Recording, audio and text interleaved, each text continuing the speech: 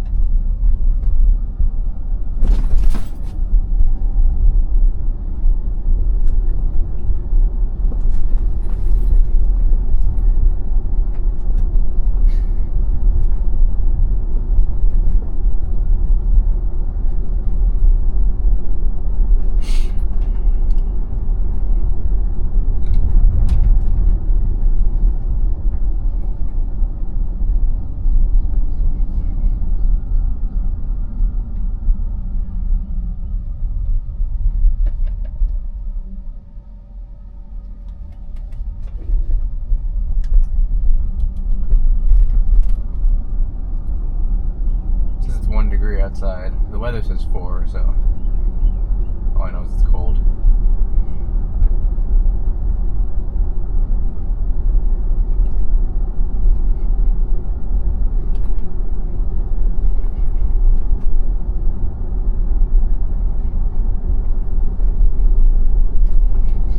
Too cold for my camper design.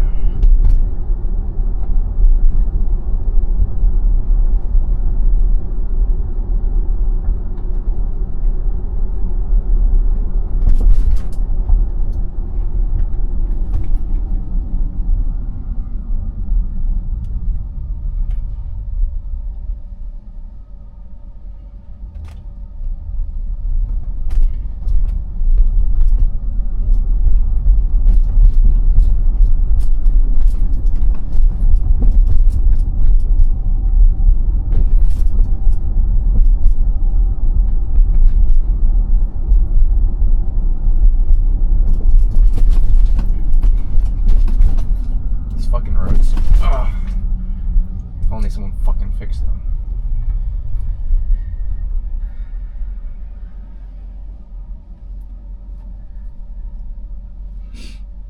Right after this car.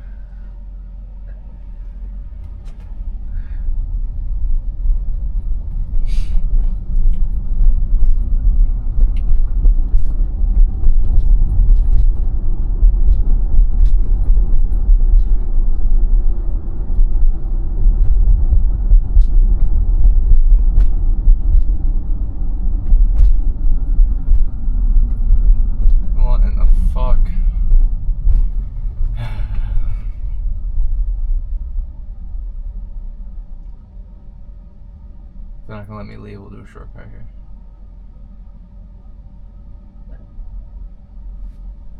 No, because there's a shortcut down that way, Tesla, but it's okay.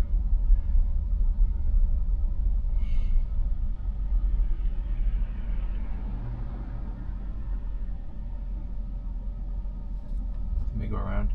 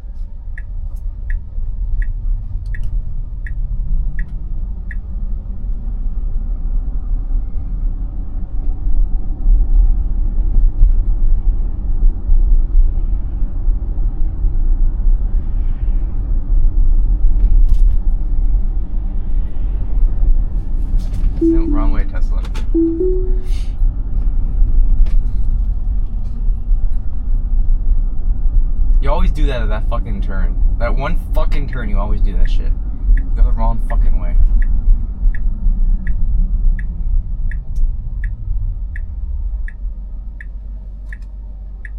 43rd light.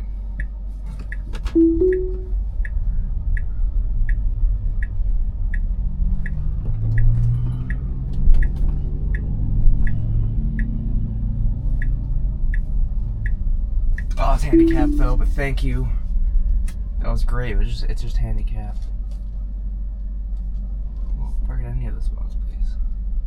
Brother, there's all these parking spots. What the fuck? I'll do it myself. Right there. I was gonna say.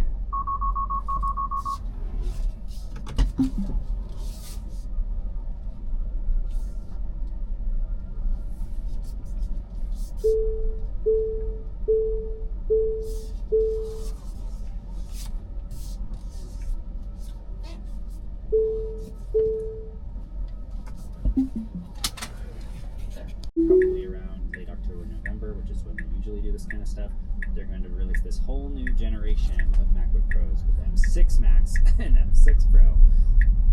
Yeah, it's a big deal because they're going to be getting rid of this notch, I guess that you could say, in the current design of MacBook Pros. They're going to be having the dynamic island similar to the iPhone. What that says about whether the iPhone is going to have dynamic island for another few years as opposed to just, making it transparent, I'm not sure. But apparently when you touch different aspects of macOS, it is going to expand to be more touch friendly. So it'll be able to be used with both a keyboard and your hands, kind of like whenever you want, and it will change a little bit for that reason. macOS has been sort of being slowly restructured to be more like iOS and iPadOS in general. They look very similar right now anyway. So I think the main things Apple's going to really have to kind of focus on are making sure that it doesn't wobble every time you tap it, and then maybe also making the screen a little more fingerprint resistant. Quinn at Snazzy Labs put out a pretty banger video this morning about maybe why they're doing all of this stuff. He was talking about like the RAM shortage and everything like that, and they're keeping the prices the same for a lot of these things. So he was estimating that the reason they're launching a M5 Pro and an M5 Max and the M6 Pro and M6 Max in the same year is so they can create huge product line differentiations where they still sell the M5 Pro and M5 Max computers, but then the M6 Pro and M6 Max are way more expensive because they have a way better display, touchscreen, and they're more powerful. So that would be one reason to release two lines of laptops in 1 year. I see. Yeah. Yeah, I might just be one of those people that like kind of is along for the ride for the better specs and better display, even though I don't want a touchscreen, and I wonder what that does to the rest of the macOS experience. Hopefully not too much. I'm kind of, because like Windows right now, you can either get a touchscreen or a not touchscreen computer, and Windows is the same. Yeah. It sounds like you're saying there's maybe going to be some differences to the touchscreen version of macOS, potentially? Well, the rumor is that it'll be about the same, but then when you go to touch it, it will sort of like reformat itself on the fly to be more touch. Okay, so if I never touch the screen, it would just behave exactly the same, maybe as the regular. Maybe a slight redesign. I'm sure we're going to see more of this at WWDC in June. Yeah, so yeah. So I've said for years I've never really wanted a touchscreen on my laptop. I've had laptops with a touchscreen. I rarely ever touch the screen. Anytime there is the ability to touch the screen, I'm annoyed by how much it wobbles and how many fingerprints stay on the screen, and I wish I never touched the screen. So I don't know, where are you guys on touchscreen on a laptop? I'm sort of in between. I mean, now that we have these enormous trackpads, it's less of a problem. Laptop, I don't know if you guys remember, but laptop trackpads used to be really small. Oh, yeah. And really annoying to use. And so now that they're that much bigger, I really do think that they should have just like added Apple Pencil support to the trackpad, and that would have solved a lot of problems. I will say in Photoshop, it's really nice to be able to like pan and zoom with your fingers, and I used that on my Surface Book 2 back in the day when I had that a lot. But besides that, I don't need it. I'm not really sure why they're doing it. Maybe it's just because OLEDs at this point are cheap enough to be able to make them touch capacitive. I don't know. David, such a good point. Like all the cool parts of the touchscreen experience, which are gestures, you can do on the trackpad. It's built in. Yeah. on the trackpad. Also, who is it for? Like, I'll be like, no one. If you're buying a MacBook Pro as your like cuddle up and watch some Netflix on the couch computer, like, no. dude, chill out. Well, you know what I mean? And then it's like, It's iPad. yeah, exactly. So if you're buying a MacBook Pro, you're intending to do something professional with it, I would assume. You don't have to only do professional things with it, though. If you're spending that much money, it still should be able to function as your curl up and watch a movie MacBook. it is going to be thinner too, apparently, which Listen, scares me. Have y'all ever sat on the couch like this? Hold on. Mm-hmm. Oh yeah. Oh, let's go. Like this. Out of So focus. Andrew, You know how hard, like knees up, you know, on the couch? Andrew's feet are on the chair, knees up, computer wedged in between, Yeah. screen at an obtuse angle. Look how easy it is to scroll like this. Oh, true. Oh, because your And hands then, up there? do you look how hard it is to scroll like this? That's crazy. I No, never... that's you. True. I just got proven wrong. That's That's actually, yeah. Y'all just need some more comfy positions. No, it's That's- it's because my computer spends probably like 80% of its on time in clamshell mode, like in a dock. Oh. The other 20% are between my knees and my chest, just like that. That's right. So, That's So, true. I just- If you're Okay, reading, right. yeah, being able to just kind of like flick with your thumb. I and love holding it. potting Kinda good. like this. My thumb's sometimes right here, and I'm just like scrolling on the. I know I can scroll too. Listen, I do it on both. But You'll when I scroll, too. used my Surface for a long time, and I got really used to just occasionally like doing this scrolling or like and then I come back and not have it, and I'm like, oh my god, I do that way more than I thought. Yeah, I did. scrolling is not a big deal if the main place you use a laptop is your desk. I think every time I'm on the couch, when I'm on an airplane, when I'm in the backseat of a car, scrolling like that in a touch screen is so much nicer. Yeah. And you Apple don't needs have to use it. It's Yeah, it's optional. if I see an on-screen keyboard pop up in my Mac OS experience, That's I swear, that's straight to jail. I'm that's doing where I something draw the terrible. That's where I draw the line. Yeah, I don't know. I think Apple needs to release some sort of display coating that stops fingerprints. Yeah, fingerprints are gonna That's- drive me insane. yeah. We should come out with like a special finger. Like, what did Quinn do? He has like a cloth. He's like the polishing cloth. Oh, didn't he just Yeah, he just launched like it. XXL or something? It's Yeah. like the bigger version. Yeah, and it's like That's the about to same blow up. material. Polishing towel. Polishing cloth market's about to go crazy. Yeah. Oh, true. It's about to go crazy. Oh, that's New smart of laptop. him. That's smart of him. Think about it. Corner the market Consider it. early, so when everyone's touching their computer screens, Yeah. you know where to clean it. I will say, touchscreen with a kid is awful. Because I'll just be like, They don't clean their oh, fingers. well, no, it's not even that. It's just like every time I have my computer open, Lane like runs over and she wants to play with it. And it's easy enough to defend the keyboard with one arm, but then it's just, and all my windows are all over the place now, Lord knows where, and I'm just like, oh no. Yeah. So Yeah. it happens to Claire more often because she's using a Lenovo, but yeah, it screws that computer up all the time. When I was teaching, it would happen to me all the time, where a student would be like, "Can you help me like figure out this Ableton thing?" And I'd go and I'd sit down and be like, "Oh, you just click right here." What have I done? Yeah. So I guess we'll see how expensive that ends up being. I mean, again. you got me wondering, David, now, do you think that they'll do gestures on the screen? Because they already have them all. like being able. I mean, yeah, like an swipe- iPad. Yeah, like an iPad. Like on the iPad, you can like take all of your fingers, swipe across, and it moves Yeah. it to the next app. But not like the gestures from the trackpad gestures, They're strikingly similar. right? Yeah, they are quite similar. All fingers does, yeah, it's very Yeah. similar. Can you tell he has a Galaxy tab? It's funny. I have an iPad and a MacBook Pro, and I very distinctly use them differently for different things. And I just feel like a touchscreen laptop would blur that line. This has always been the argument. Like, why would you need both? I guess it's for people who don't have both. It's for people who don't have an iPad and don't want to buy two things. Now you have one thing that does both. I Yeah. wonder how much of this is just that the technology is so much cheaper now. That's what I keep wondering. Might as well, you know? It's been true for a while. It's just there's been such a philosophical argument against a touchscreen MacBook.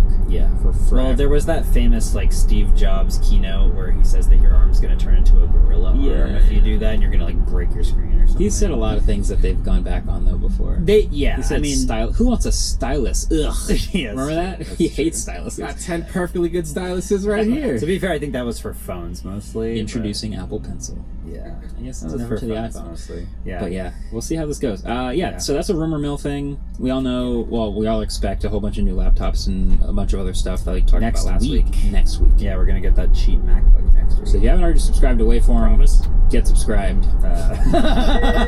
My uncle said that it is. We'll get all the info very soon for you. Yeah, okay. Yeah, Quinn's. It's called. Sorry, going back to that Cloth Pro Max. He really went all out. The packaging itself really feels like It's an just like an Apple. Apple product. Yeah. It also has a compatibility list That's that has a bunch of iPhone stuff, and that says there's also Dusty Nintendo Switch. nice. Old cinema display, Yeah. CRT TV. Nice. This is awesome. Very cool. All right. Well, we're going to wrap it up with a couple more stories after the break, but before that, we have some more questions to ask us and potentially not get any points like usual. T for trivia. Oh, I thought you were gonna say timeout. That's what I think. Trivia. That's what that means. Samsung. They have a lot of products. Oh boy. Is it a tractor again? Like a No, this question is Excavator. about two Samsung products that we know and love, specifically the Galaxy Buds and the Galaxy Z Fold. These are both staples of the Samsung lineup. However, which one came out first? And I'm talking original Buds or original Fold. Interesting. Did we call them staples? They're both products that Samsung sells. The Buds are, I think, Buds can probably be stable. a staple. The Fold is it's starting to get there. It's a staple. It's out there. The Fold are on the Z Fold 7. I'm only on the Buds 4, but that doesn't mean anything. Yeah. It could be. That doesn't mean nothing. Yeah, we could have had many. We didn't even talk about years. the Buds. Yeah. By the way, there's new Buds. I kind of like. We them. didn't I like talk the about design. the. I wrote this question assuming we were going to talk about the Buds, and we didn't talk about The Buds are sweet. I have them actually. I'm going to start testing them more. They look like, I mean, they all kind of look like AirPods from the front, but from the back, they redesigned them. They have new drivers. They have new features. the brush metal. The brush metal, the flat back, it looks pretty sweet. It looks like if an AirPod had the clip of a pen glued to the end of it. Which I prefer a flat thing when I'm like controlling like a squeeze. Like a round like barrel thing it's kind of annoying actually to squeeze. Well, that's why they like chamfered it. On the yeah, sides. but like a fully flat thing, I like that. I like that better. That's just me. Anyway, yeah, we'll be testing those as well. Anyway, okay, yeah. So trivia will be at the end. Answers like at the. Answers that. Be right back. The usual.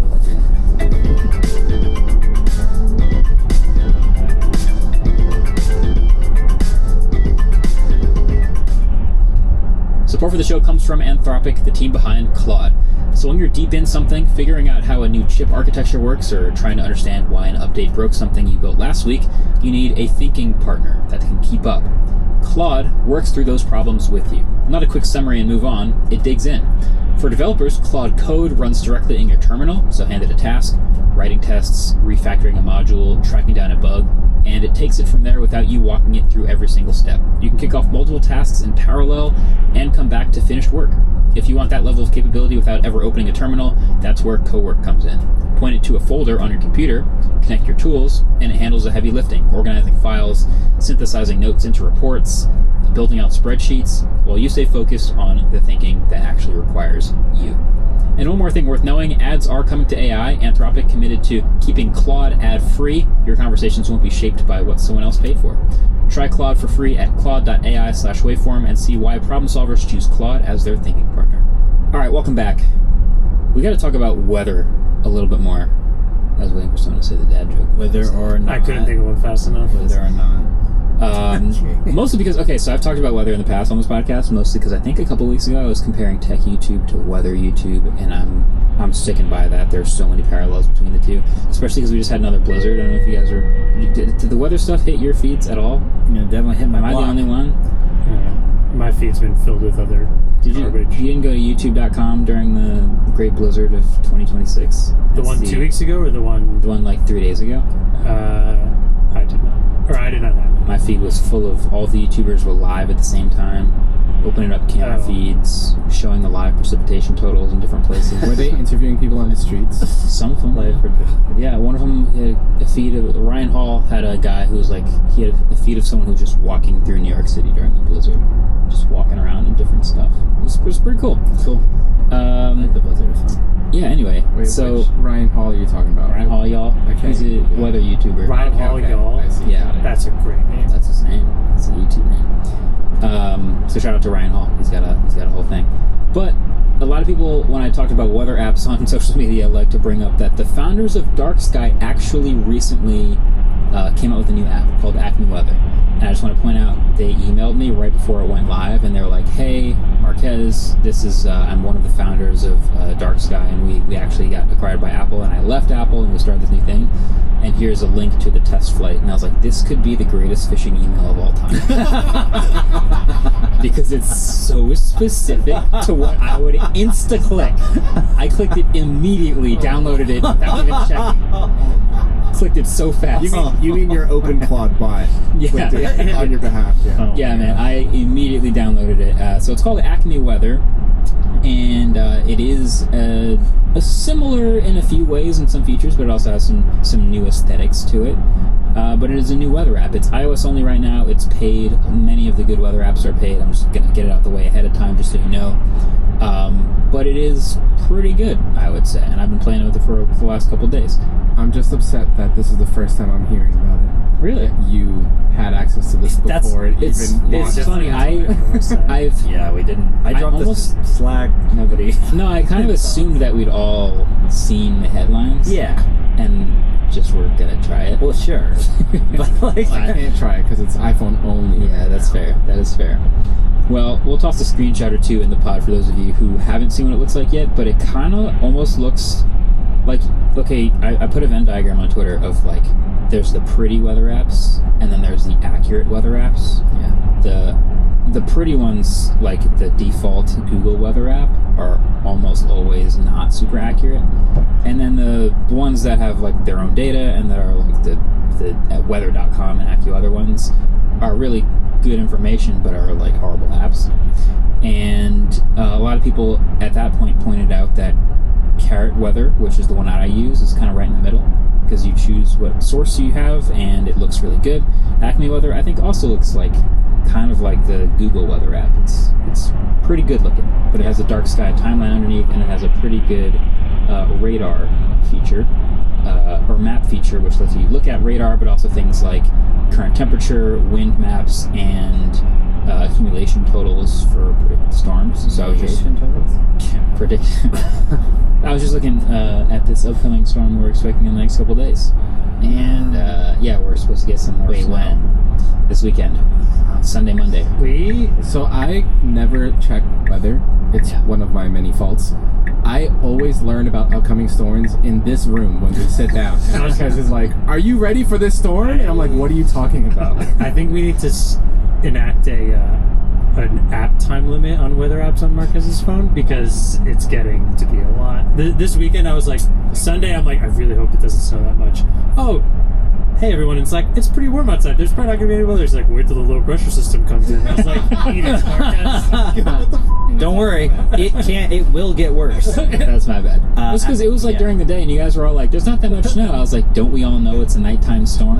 Nobody knew, so I just sprinkled some information. Wait, Google it as fast as possible. Unrelated but related. Your Venn diagram that you posted. Yeah. I was curious. How did you make that? I googled Venn diagram creator, and I opened a Canva template, and I made it in Canva. I was convinced you were going to say Final Cut Pro, but that's That's actually probably Built two circles on his head. it should have been faster if it would have been faster if I didn't. Yeah. Okay. Acme says that it is focused on hyperlocal, hyper-accurate forecasting combined with transparency about forecast uncertainty, which is nice. So So hyperlocal weather is neat because kind of like Waze is crowdsourced, where if something happens and someone reports it in the app, if it has enough users, that's like really useful information. So some truck drops something on the road and you are literally 60 seconds behind that truck, you'll get a notification that says object on road ahead because somebody reported it. Similar thing with weather. So you'll literally, like Dark Sky did this really well, you would get a notification that says like rain starting in 3 minutes. And 3 minutes later, the front would pass and it would start raining. And it feels like kind of this magic moment. Maybe I'm just a little into weather or whatever, but like I thought that was pretty cool that they're also bringing that feature. So they have a report feature Where you can report like, it just started raining. And like a bomb cyclone. Well, it would probably be like a smaller thing, like frost or ice or whatever. Community. What's happening right now? You hit lightning, and then everybody knows there's lightning nearby. You create lightning. I kind of assume that multiple people need to report Yeah, it so right. that it's not like one person saying. I don't know how many people are reporting things. Similar to Waze, It's just Marquez is the number one on the leaderboards right now. Just I mean, I do use the Waze reports. I would say that it would be awesome if a lot of people use this app and reported it and it got good, because hyperlocal weather is sweet. Yeah, it says it has an alternative possible futures feature, because that they don't want to assume that the weather is going to be perfectly accurate every time. So it shows like possible different variations. It's got the black line, which is what they think is going to happen, and it's got these gray lines, which is what might happen. Multiverse confirmed. Yeah, yeah, they're just plugged into all the different versions of Kearney, New Jersey. So I just want to throw it out there. Their logo is really bad, It's not and great. I would love if somebody redid it. it's like the umbrella from Acme. I thought it's Acme cute. Looney Tunes. It's fine. That blue gradient, it looks bad. Well, it's an umbrella. Wait, what? The umbrellas, I don't know. Oh, is the It's like icon the- different than, It's like the Wile E. Coyote. The blue. yeah, it's like a blue gradient on the. Yeah. we were looking at just like the black and white logo on the website. Oh no, It's not my favorite. I will say that. It's not great. It's definitely my favorite. But it's cool. yeah, good. It kind of looks like if Claude and the New York Times made an app together.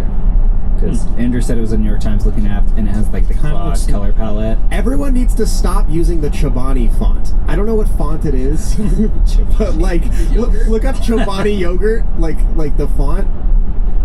Knock it off.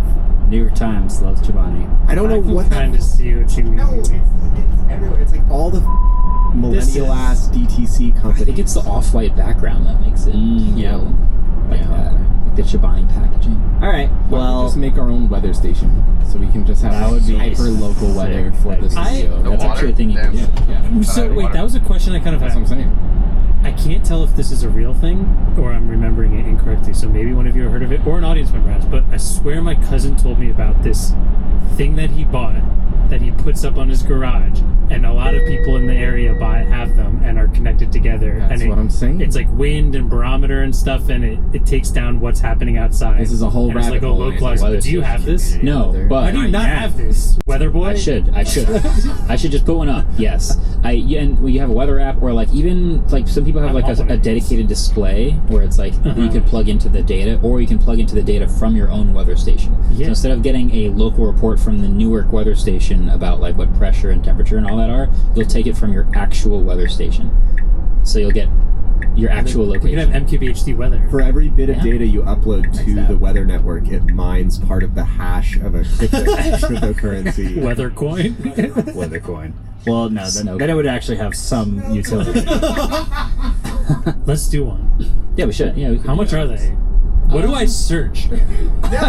Andrew, remember when I was like, I need to find this It weather thing? was sort of similar. You know, it is that. It's just a thing you put on your roof, and then it tells you the Oh, weather. I thought yours was just the display. I didn't realize it was the roof. Couple No, $100. you can only get the display with the roof thing. You cannot get a display that just 3Gs or whatever. I mean, now you can now that Terminal exists. Okay. But Right. Yeah, I don't know. My cousin seemed. Everyone I've ever heard talk about this seems super pumped. no, if you go on Amazon and just type in weather station, they're made by Yeah. like $30 and everybody makes them, and I'm sure they're all. I think it's dumb. Tell us a good one. I want one. All right. It's just like, what's the point of knowing what the weather is where you are?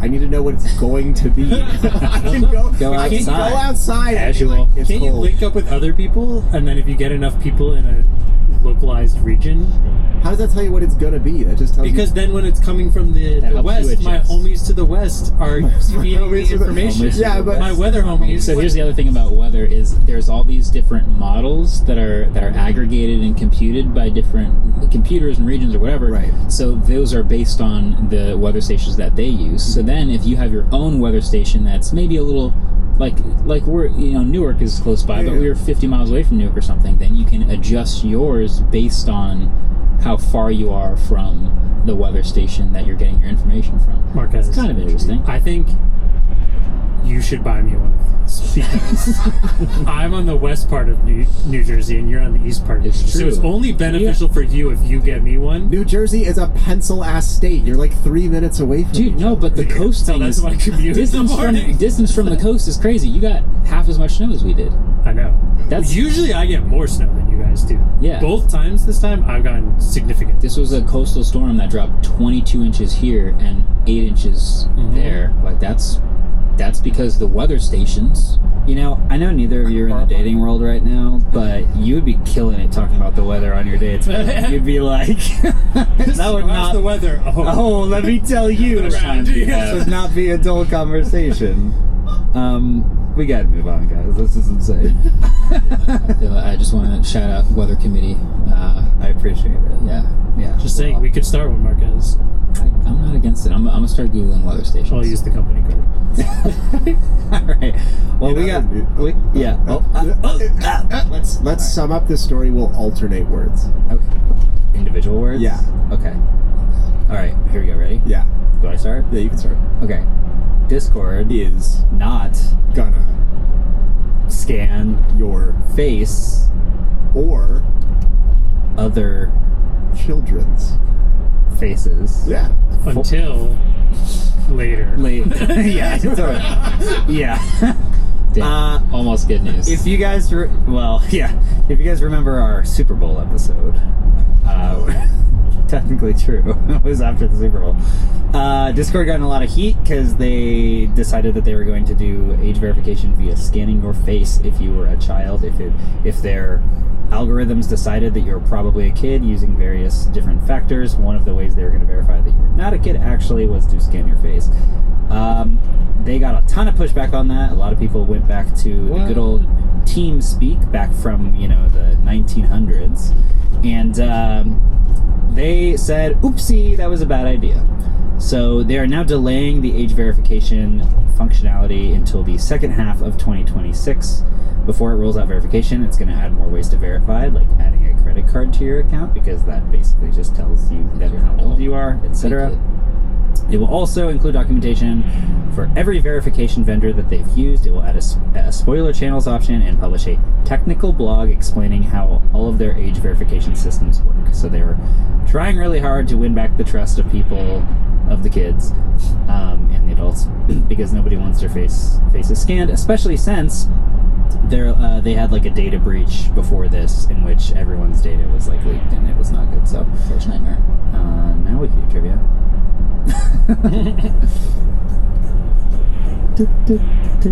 Trivia, the quick update on the score. Yeah, I'll keep it. Now you know what we deal with, people. Marquez with 14. Andrew with 17. David with 16. It's the same as last. Same as the past And 4 the week episodes. before, and the week before, and the week before. Can you guys please let me update the graphic this week? Alright. So, were you guys paying attention? Towards the end of the live event, they showed off an expert RAW mode that ensures efficient and high-quality images of underwater coral and fish and stuff when you're swimming or diving in the ocean. What is it called? Realistically, This is it's for the for Samsung phones. when you're at the aquarium. That's mostly. Yeah, that's where it's. Or the one time you go snorkeling and you're like, isn't this thing waterproof? And then it's sea salt. Was this water just the example they used? It's not specifically for water. I think it is. It's a mode for being underwater. Yeah. It's not. Well, things that are underwater. Yeah, exactly. So like a fish tank. It'll like pump up the vibrancy and stuff. All right, flip them and read. What do you got? Ooh, we all combined her. Okay. Oh, wait, Marquez, that is- what'd you say? I wrote Ocean Pro. Wait, hold on. Ocean We Pro. only wrote 3. Oh wow. We have words. the entire combinatoric of both of these words. Just everyone say what they wrote. One at a time, Promo. please. Oh, we went at the same time. I'll go first. I wrote Ocean Pro. Dang. I wrote promo. I wrote ocean mode. Correct. Hey. Ocean mode it is. Ocean mode. Ocean Mode by Juan.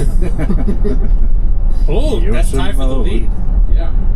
All right, well, this next one, I was 50-50 shot, 50-50. unless you somehow get it wrong.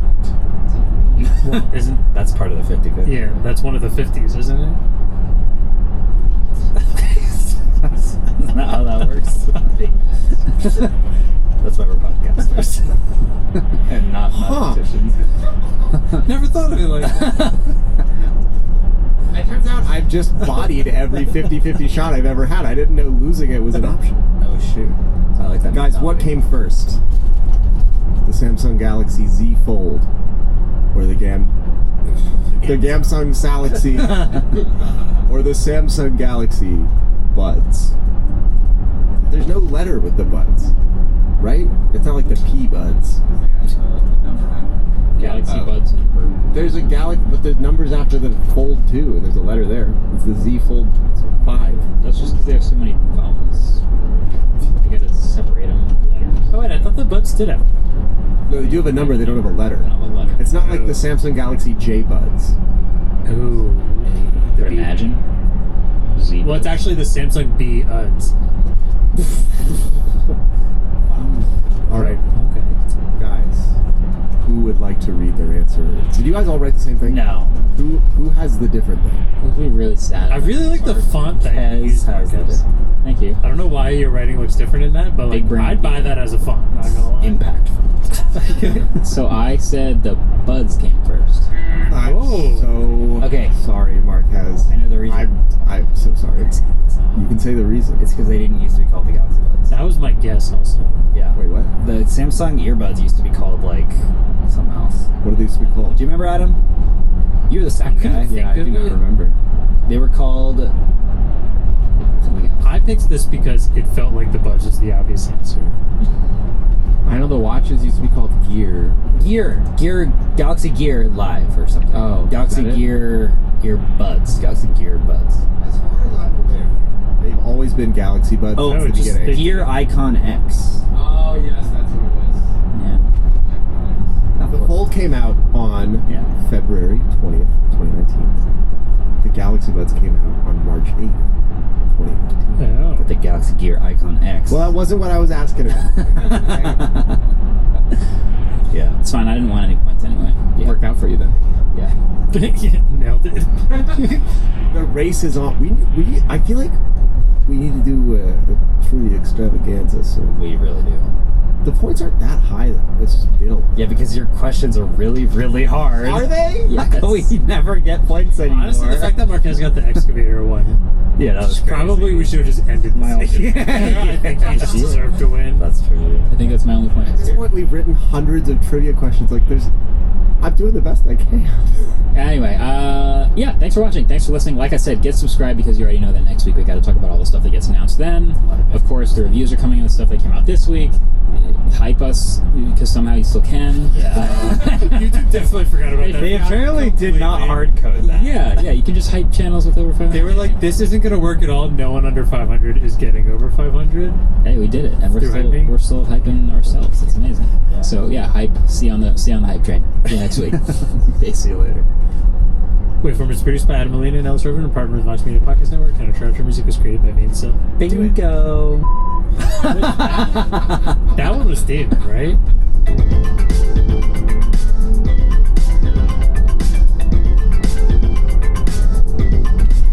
They were like, pink is just desaturated red, so your masculinity is No, that was hilarious. a banger. That was a bar. That was great. That was a This bar. is arguably the best, my favorite nothing content I've Yeah, ever seen. this lady is sick. She's really cool. please.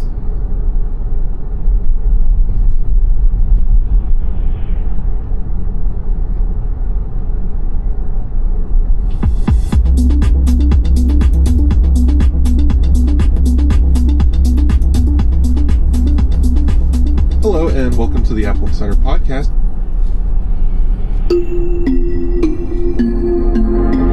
Good I gotta wipe morning. that off. Over the weekend, a monumental shift in Iran. This is a very unpredictable situation. In some ways, this situation was unthinkable just a few months or a few years ago, and now you have a U.S. military offensive against Iran. The Wall Street Journal walks us through the weekend's events. Lawmakers on Capitol Hill want to rein in President Trump's war powers after the attacks. Observers say the efforts are a long shot. And Iranian residents in the U.S. react to regime change in Tehran. It's Monday, March 2nd. I'm Cecilia Lay. This is Apple News Today.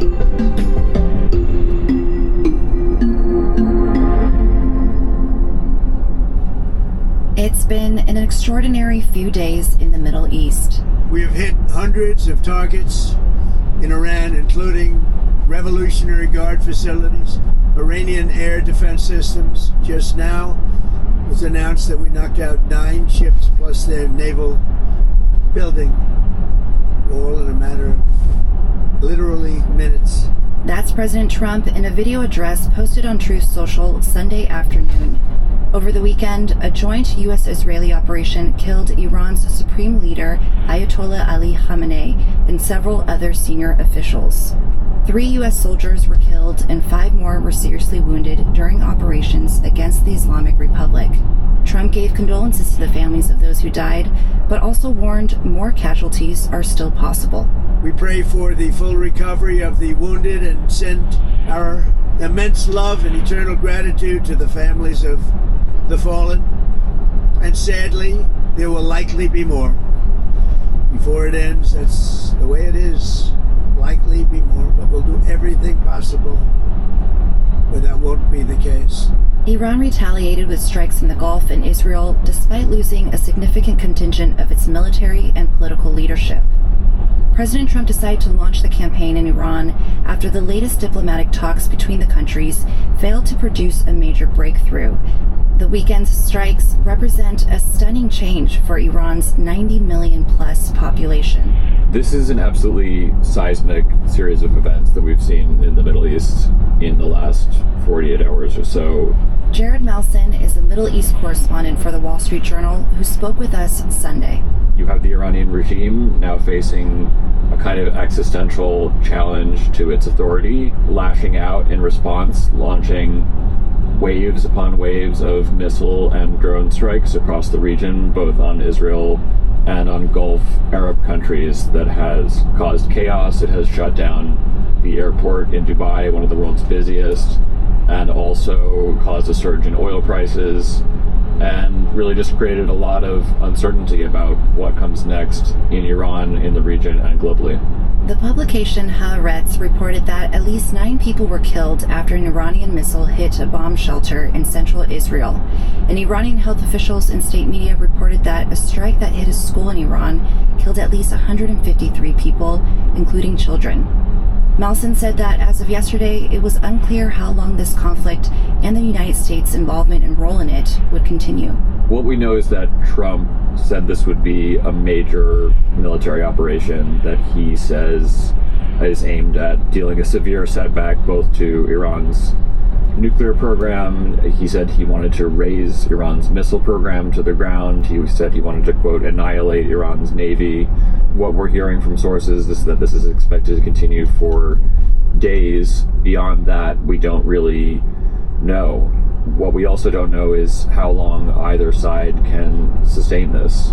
President Trump also rallied Iranians who have protested in large numbers against the regime to take it upon themselves to push for longer-term changes. I call upon all Iranian patriots who yearn for freedom to seize this moment, to be brave, be bold, be heroic, and take back your country.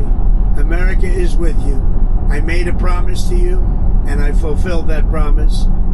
The rest will be up to you, but we'll be there to help. Yesterday, Iran formed a provisional leadership council to head the country after Khamenei's death.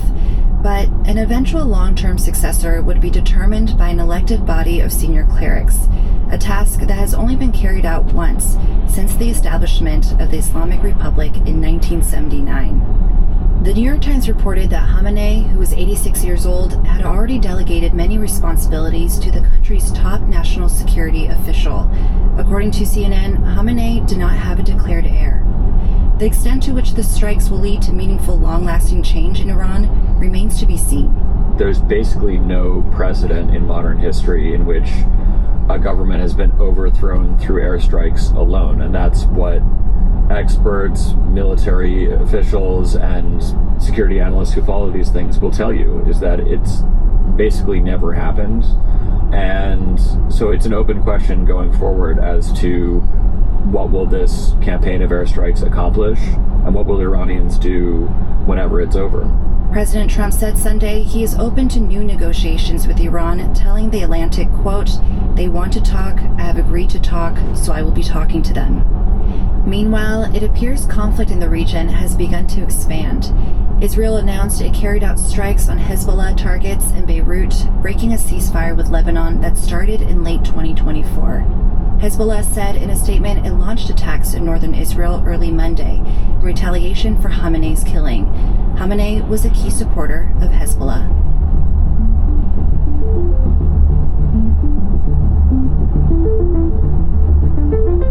Shortly before the attack on Iran, top congressional Democrats and Republicans, a group known as the Gang of Eight, were reportedly notified by the White House that a strike was imminent. Democrats and a handful of Republicans have since raised alarms over what could end up being a broader war that is carried out without congressional approval.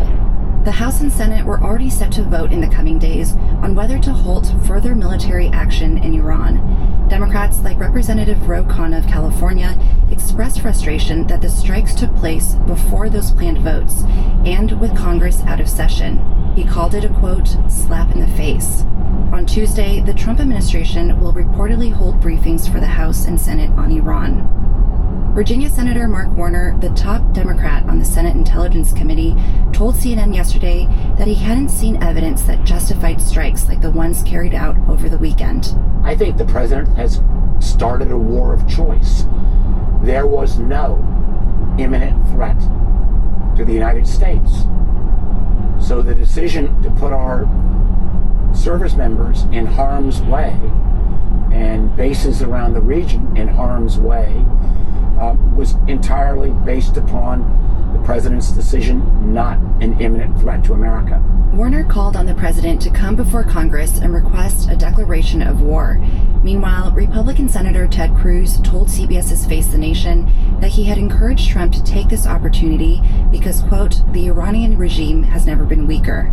Though he also said he hadn't seen indications that the country was close to having nuclear weapons capabilities. I don't have present-day intelligence on what progress they had made towards rebuilding nuclear weapons since we bombed their facilities. I have no indication that they were anywhere close to getting nuclear weapons because our bombing was devastating. In an interview on NBC News' Meet the Press, Republican Senator Lindsey Graham justified Trump's decision to order military strikes without a congressional sign-off. This is a military operation designed to eliminate threats that have existed against our country. What are the threats? Ballistic missile programs that were getting bigger, not smaller, an effort to reestablish a nuclear program that could threaten us in the region, an effort to keep the proxy network alive that has American blood on its hands. He was justified doing this. Every president before him talked about doing it. He actually did it. He has the legal authority to do it, and these operations will continue until the threat is no longer there. The planned votes to curb Trump's war powers would be the latest test in a largely Democratic effort to prevent the president from further military action across the world without congressional authorization. It will also be a long shot. For years, it has been a challenge for Congress to pass such a resolution because in 1983, the Supreme Court ruled that the president could veto them. That's what happened when two similar resolutions passed during Trump's first term in office.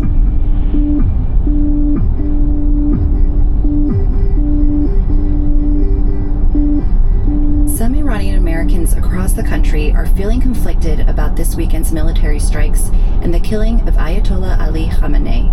While there's uncertainty and anxiety, for many there is also hope and cause for celebration. That's the sound of Iranians in the streets of Los Angeles on Saturday as they welcomed the news that Iran could be on the doorstep of significant changes.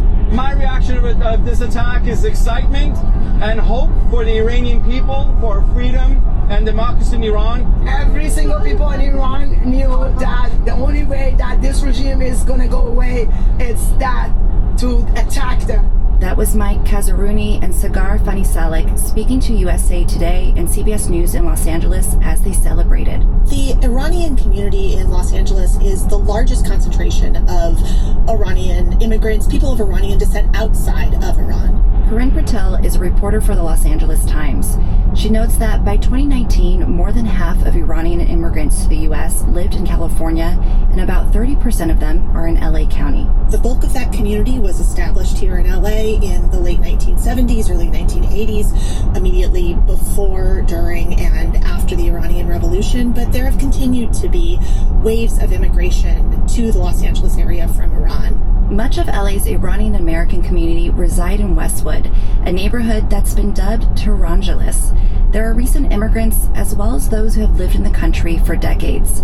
Residents in the area spoke to Patil about how they are feeling in this moment. There's obviously going to be a diversity of opinions, but the mood for many hundreds, if not a few thousand people who came out publicly yesterday just in this one area of Los Angeles alone was overwhelmingly a positive one. Patil says she was reporting from a cafe in Westwood on Saturday when people began learning about what was unfolding in Iran in real time. I was ordering my tea and a man just burst through the door with his phone to his ear, like fist in the air, screaming like, Khomeini's dead, all pumped.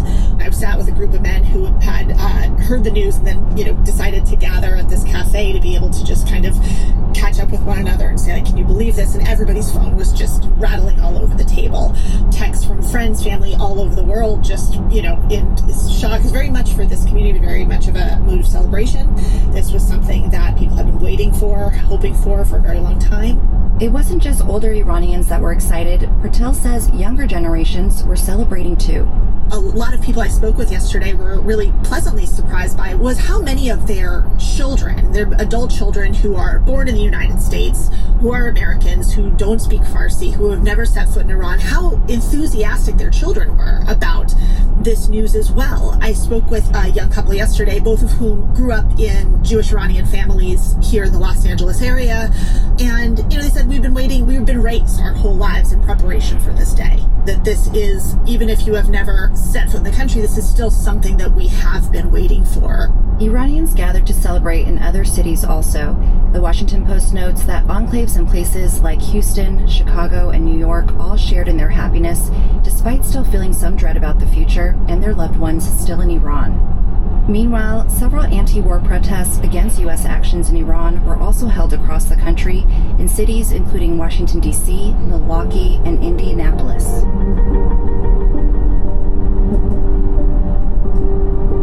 And finally, a few other stories were following. A mass shooting left 3 people dead, including the gunman, and 14 others injured at a bar in Austin, Texas, in the early morning hours Sunday. Austin Police Chief Lisa Davis said a man drove a large SUV around the block near the bar and then opened fire through the window. He then parked, exited the vehicle, and opened fire on people as he walked. Police confronted the man, then shot and killed him. Authorities say he was originally from Senegal and has been a naturalized citizen for more than 10 years.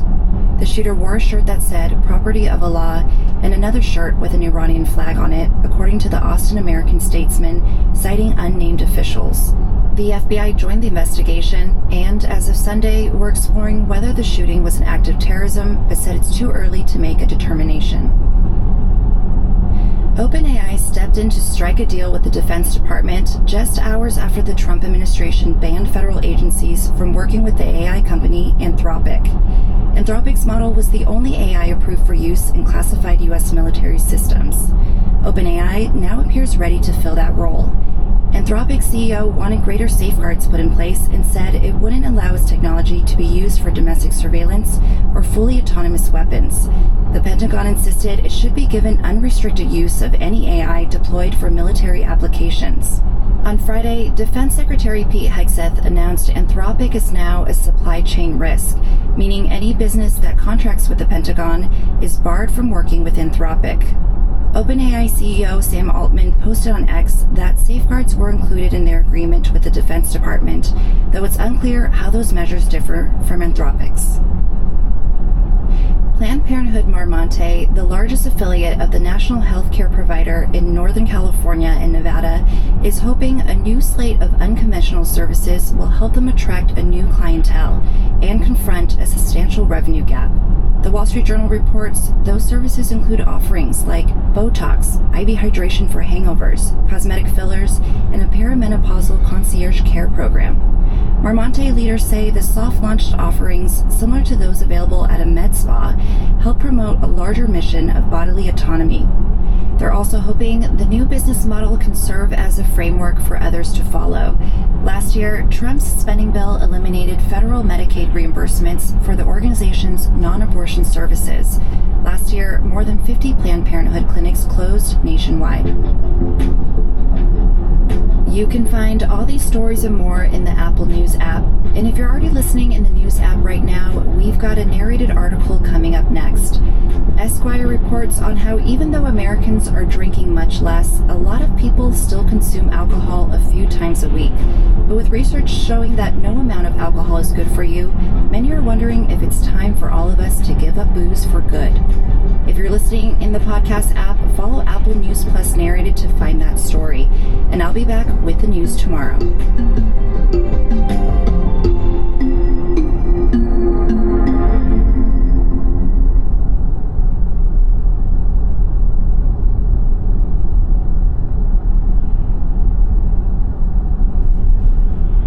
When it's... Oh, God.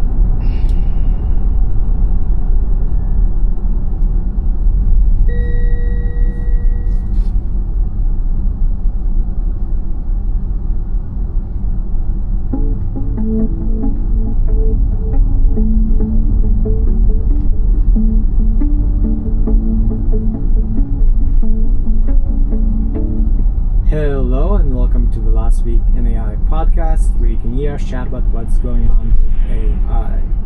As usual, in this episode we will summarize and discuss some of last week's most interesting AI news. You can also check out our Last Week in AI newsletter at lastweekin.ai for even more stuff we're not going to be covering. I'm one of your regular hosts, Andrei Kurenkov. I studied AI in grad school and now work at the AI startup Astrocade. And I'm your other co-host, Jeremy Harris. You're gonna get used to hearing me by now being really sick on these podcasts. I shouldn't have I got I knew another it was gonna thing. stop, I was just joking with in Andre. case. All this talk about AI-powered bioweapons, and I kind of feel like I am one. So call me ahead of the singularity on this one. But hey, everybody, Glasgow AI, national security. You know the spiel. Thanks for tuning in. Yeah, I'd like to claim that you missed last week because you were sick. I think you were actually traveling, which maybe is how you got sick. I think you're exactly right. The roads everywhere. But as we like to say, we are going to try to keep this weekly. Holes everywhere, Forgive bumps us for everywhere, the occasional missed week. This week is going to be big. There's a lot to get through, so we might have to be quick.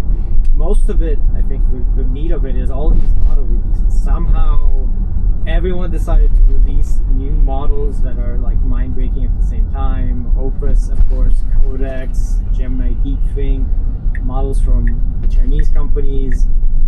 There's going to be a lot of model talk in this episode. And then we're going to have actually less news about businessy things than usual. And then a bit on more of a researchy side and progress. Yeah, so it should be a fun episode. I hope people can get through it because it's going to be pretty dense. Before we get there, we are going to be starting thought I brought it with me. I didn't bring it with me. God damn it. Sponsor readings. We haven't done this in quite a while, but we get connected up with a professional company that does these things, so we can get a little more formal with the whole podcast thing. We are going to have timestamps in the description as always if you want to go straight to the news. We're also going to respond to some comments, by the way, before we get to the news. But let's kick it off with the sponsor. Oh, and just to preface, we're going to try to keep the sponsors mostly AI tech related. Occasionally maybe branch out there, but we'll see. And now one more thing before we get to the news. We do have some listener comments and corrections to respond to, and we've got some new reviews on Apple Podcasts. One of them is saying best AI podcast, almost back at 100%. Yeah, unfortunately, compliments. I love we did have a couple months there in 2025 towards the end of the year where we were a little bit off. Jeremy, you were busy changing the world, I assume, saving us from X-risk. Honestly, just trying to stay out of the Epstein files. That's been most of my job. But yes. Anyway, we appreciate this listen about this episode and apps. Starting off stuff with Opus 4.6. So Anthropic has released this about a week ago now. They also released this 8 game as hard as it can. And yeah, I mean, we're in that world right now where the distinction between hardware and software is not at all clear. The things are crazy. I mean, these are really, really big plays as well for Cerebras relative to NVIDIA. We talked about that $10 billion deal.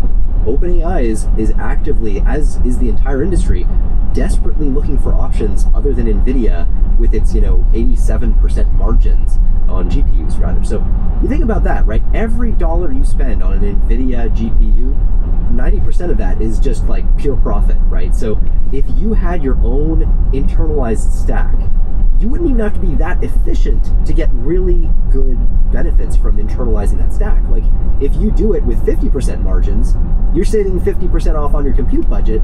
Every dollar you raise in fundraising has double the flops associated with it, is one way to think about it. So Anthropic just raised $30 billion.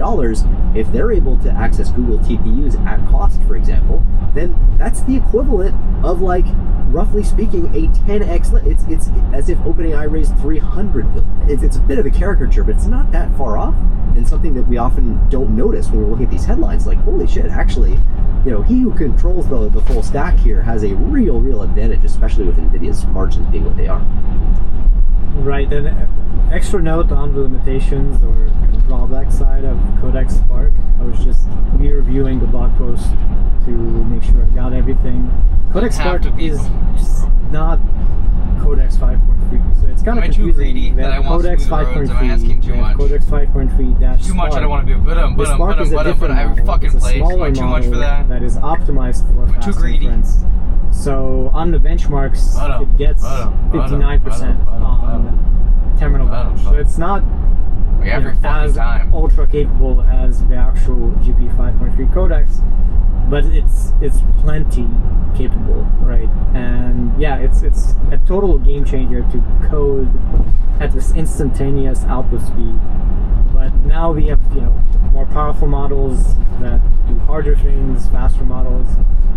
I don't know. I want to play around with it and kind of get a feel for it. And we have one more announcement from OpenAI that's related to all of this. Along with these other things, they also launched a Mac OS app for this Codex tool. Very much similar to me to the co-work feature that Anthropic recently released. Basically a wrapper around cloud code for non-technical people, non-coders. And this Codex application you can install seems like a similar kind of deal that makes you able to use Codex without having to open up a terminal, more of a traditional kind of chatbot experience. So everyone is racing to get more people using these agentic AIs. I remember back in 2024, near the beginning, we were like, this is the year of agents. Yeah. It turned out 2025 was the year of agents. We got the agents. Now it's about getting people to use the agents and making it more accessible. And OpenAI really investing a lot in this for sure.